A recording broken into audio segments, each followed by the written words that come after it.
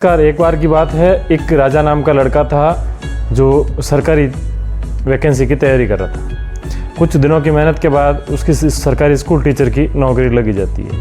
अब उसकी पोस्टिंग होती है शहर से दूर एक गांव में और गांव से भी दूर ढाणियों में।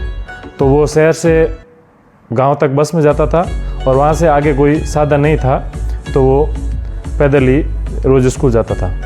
काफ़ी समय गुजरने के बाद उसके जब पैसे इकट्ठे कर लिए तो उसने एक नई बाइक खरीद ली। अब वो गांव से स्कूल बाइक के माध्यम से ही रोज़ आया जाया करता था। लेकिन राजा अपने स्वभाव से इतना अच्छा था कि वो आते जाते हमेशा किसी न किसी को बैठाता देता, मदद कर देता था। जैसे ही कोई पैदल जाता, राजा उसको अपनी मोटरसाइकिल पे बैठा के जहाँ तक उसको जाना था वहाँ तक उसको छोड़ देता था।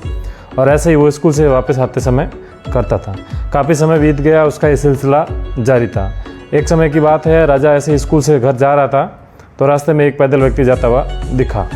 जब दिखा तो राजा ने पास में जाके मोटरसाइकिल रोक के उसको बोला कि भाई साहब, आपको किधर जाना है? मैं आगे ही जा रहा हूँ, आपको छोड़ देता हूँ। तो वो व्यक्ति उसके पीछे बैठ गया।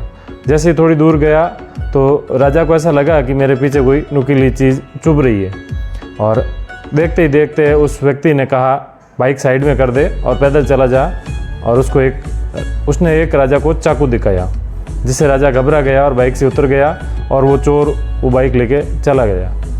और राजा अपने किस्मत को कोसते हुए घर गया और भगवान से कहने लगा, भगवान, मैंने तो सबका भला ही किया, मेरे साथ ऐसा बुरा क्यों?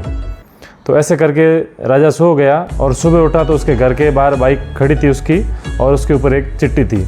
चिट्ठी में लिखा था कि भाई साहब, मुझे माफ़ करना, मैंने गलती कर दी है और आइंदा से ऐसी कोई गलती नहीं करूँगा।